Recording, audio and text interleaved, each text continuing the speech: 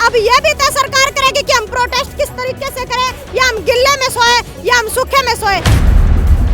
तो नारा तो बड़ा अच्छा दिया था, बेटी बचाओ बेटी पढ़ाओ, लेकिन हमारा समझ में बाद में आई कि हम हमारी बेटी बचाने किस तरह है और पढ़ाने किस तरह है। ये शांतिपूर्वक धरना चलता रहेगा जब तक बेटियों को न्याय नहीं मिलेगा। ये चलता रहेगा, चलता रहेगा, चलता रहेगा। नमस्कार दोस्तों, बहुत बहुत स्वागत है आपका। न्यूज़ एक्सप्रेस 24 देखना शुरू कर चुके हैं। मैं आप लोगों के साथ शालिनी पांडे। जिस तरीके से रात में पहलवानों और जो पुलिस कर्मियों के बीच में झड़प हुई है, उसके बाद से हम देख रहे हैं कि जंतर मंतर का हाल कुछ अलग ही नजर आ रहा है। तमाम लोग जो है अलग अलग जगहों से, इसके अंदर किसान हैं, वकील हैं और अलग अलग लोग हैं। कई कॉलेज के स्टूडेंट्स जो है वो भी यहाँ पर पहलवानों के समर्थन में पहुँच रहे हैं। इस पर लोगों का क्या कुछ कहना है, जो लोग यहाँ पर पहुँच रहे हैं, इन्हीं से जानेंगे। मैम, क्या नाम है आपका? मैं प्रियंका खड़कराम जी, प्रदेश प्रवक्ता हरियाणा। जिंद से। हरियाणा जिंद से आई हैं जी। अच्छा, तो क्या कुछ कहेंगे? आप खुद एक महिला है, जिस तरीके का प्रकरण रात में देखने को मिला है, क्या कुछ कहेंगे आप? देखिए, रात का प्रकरण जो देखने को मिला, उसके लिए कहने और सुनने को मेरे पास कोई शब्द नहीं है, क्योंकि सरकार तो सरासरी गुंडागर्दी पर उतर के आई है। लेकिन क्या दिल्ली प्रशासन भी ऐसी गुंडागर्दी करेगा?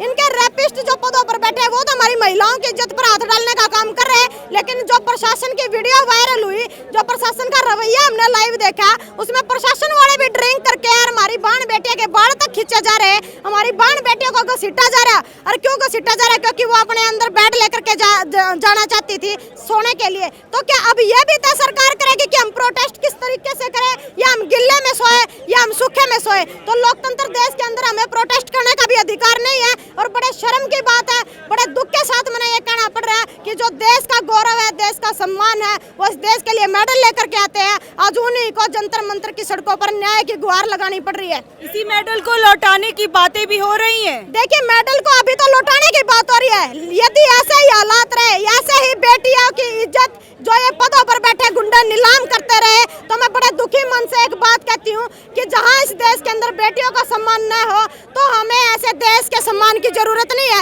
हम नहीं चाहते ऐसे देश के लिए मेडल लेकर के आना। ये कहना चाह रहे सरकार को, नारा तो बड़ा अच्छा दिया था, बेटी बचाओ बेटी पढ़ाओ, लेकिन हमारा समझ में बाद में आई कि हम हमारी बेटी बचाने किस तरह है और पढ़ाने किस तरह है। हरियाणा के अंदर 206 स्कूल लगभग बंद कर दिए गए, और आज देख लीजिए जो पदों पर बैठे हैं वही हमारी महिलाओं की इज्जत पर हाथ डाल रहे हैं। ब्रजभूषण जो है वो कहते थे कि कुछ ही पहलवानों को दिक्कत हो रही है, कि राज्य के पहलवानों को ज्यादा दिक्कत हो रही है, कि जाति विशेष को ज्यादा दिक्कतें हो रही है, और पहलवान भी तो है और राज्य के खिलाड़ी भी तो हैं। देखिए, जब ये मेडल लेकर के आते हैं ना, जब क्या ब्रजभूषण जी जब ये पूछते हैं, प्रधानमंत्री जी जब ये पूछते हैं कि ये जाटों के बालक हैं या किसी विशेष जाति के बालक हैं, या ये हरियाणा के बालक हैं, या फिर किसी एक मकान, किसी एक घर का ये बच्चा है, जब क्या प्रधानमंत्री ये बात पूछते हैं, जब वो देश का सम्मान करते हैं, जब वो मेडल लेकर के आते हैं, तो वो देश के हिंदुस्तान के बच्चे हो जाते हैं। और जब उनके साथ कोई अन्याय होता है, वो अपनी आवाज बुलंद करते हैं, तो वो किसी जाति विशेष के हो जाते हैं। बड़े शर्म की बात है। तुमने एक नाम सुना आसाराम बापू का?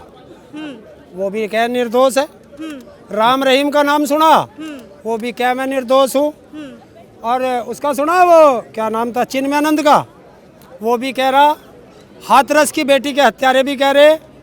और एक देश में फांसी लगी थी इसी दिल्ली के अंदर, निर्भया कांड हुआ था, उसके अपराधी भी कह रहे थे हम तो निर्दोष हैं जब तक फांसी चढ़े। तो आज तक देश के अंदर कोई ऐसा अपराधी है जिसने कहा हो अपराध करके कि मैं अपराधी हूँ? तो आप क्या कहेंगे? ब्रजभूषण ये कह रहे हैं कि महिलाएं यहाँ पर बैठी हुई हैं, या इससे बदनामी हो रही है, मेरी हो रही है, देश की हो रही है, विदेशों में बदनामी हो रही है। तो जेल चल। कौन करा रहा है? गृह मंत्रालय करा रहा है कि उसे अरेस्ट नहीं कर रहा। प्रधानमंत्री करा रहा है, आदेश नहीं कर रहा। वो तो कह रहे हैं अगर प्रधानमंत्री बोलेंगे तो मैं तो इस्तीफा दे दूंगा। तो क्या लगता है अगर देखो, उसने साबित कर दिया कि उसको प्रधानमंत्री और गृह मंत्री बचा रहा। हाँ। अगर मैं कह रहा हूं कि मेरे पिताजी कहें तो मैं अपनी खेती छोड़ दूंगा, और मेरे पिताजी बोल नहीं रहे, तो इसका मतलब मेरे पिताजी तो चाह रहे हैं कि मैं खेती करूं। ये शांतिपूर्वक धरना चलता रहेगा जब तक बेटियों को न्याय नहीं मिलेगा। ये चलता रहेगा, चलता रहेगा, चलता रहेगा। बहुत बहुत शुक्रिया। क्या पता है कि 144 लगाना पड़ गया आधी रात को 2 मिनट में ही। ऐसी क्या आफत थी इनके, क्या दिक्कत थी? जिस तरीके की हाथापाई होने लगी थी तो सुरक्षा व्यवस्था के कोई साथ ज्यादा गैदरिंग नहीं थी, कुछ नहीं था। ये एक तरह का हरासमेंट करने का वो इनका तरीका था, बिल्कुल हरासमेंट। मतलब आप आरोप लगा रहे कि सोची समझी साजिश के तहत ये सब चीजें हुई थी। बिल्कुल, हाँ बिल्कुल। दिल्ली पुलिस जिनके हाथों में इनकी सुरक्षा है वो खुद यहाँ पर इनको बताया गया ऐसे करना, हरासमेंट, ये चले जाएं यहाँ से, लेकिन जाने नहीं देंगे इनको, जाने नहीं देंगे किसी का। हम न्याय लेके अब ही तो रहेंगे। बिल्कुल भी नहीं जाने देंगे, क्योंकि जिस हालात में इन्होंने, जब दिल्ली पुलिस ने और भाजपा सरकार ने बच्चों के साथ ऐसा किया है, अब तो हम 24 घंटे यहाँ पे धरने पे रहेंगे। और मैं भाजपा नेताओं से एक टीवी पे बैठकर ये कहना चाहते हैं कि एक परिवार का आंदोलन है, कि ये समाज का आंदोलन है, एक जात का आंदोलन है। मैं उन भाजपा नेताओं को भी कहना चाहते हैं, कहने के हमारे पास भी बहुत कुछ है।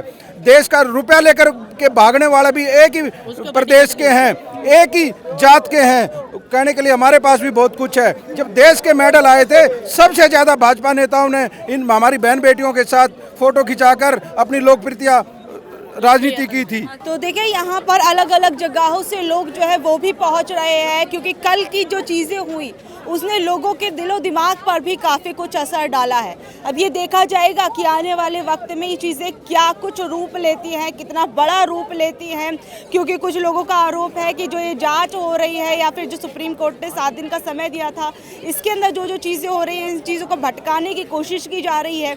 तो बाकी अब तो ये आगे आने वाला वक्त ही बताएगा कि यहाँ पर क्या कुछ होगा, क्या कुछ नया मोड़ लेंगी ये चीज़ें। तो बाकी ऐसी अपडेट्स के लिए बने रहिए हमारे साथ और देखते रहिए न्यूज़ एक्सप्रेस 24।